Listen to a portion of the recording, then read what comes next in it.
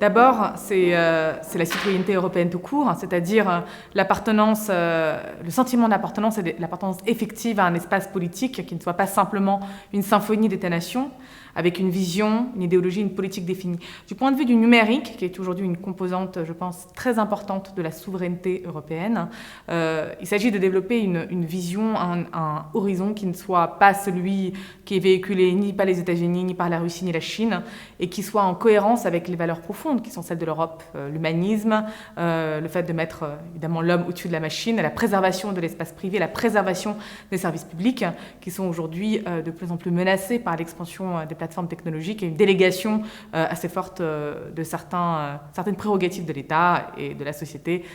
envers celles-ci.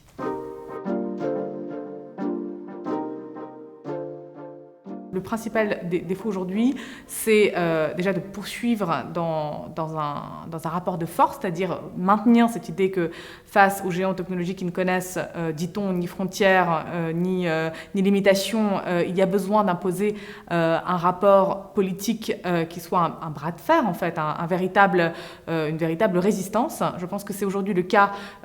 du côté de la commissaire à la concurrence, européenne à la concurrence. Il s'agit maintenant de transcrire cette tension dans une politique qui soit beaucoup plus globale et qui puisse tracer une feuille de route pour le développement d'un système d'innovation qui soit proprement européen, d'une politique des données, c'est déjà fait, une politique même de l'expansion numérique qui soit proprement européenne. Aujourd'hui, le numérique, généralement, a été porteur d'un fort espoir de démocratisation à peu près partout dans le monde,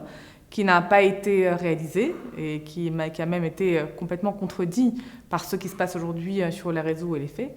Je pense que ce n'est pas au numérique de remplir ce rôle-là. Il peut être un outil, il peut être un facilitateur, il peut être un lieu de discussion, mais la démocratie, elle ne se définit pas sur Internet. Elle dépend d'un projet politique dans la vie réelle et qui mette le citoyen européen et le citoyen tout court au centre d'un certain projet politique démocratique.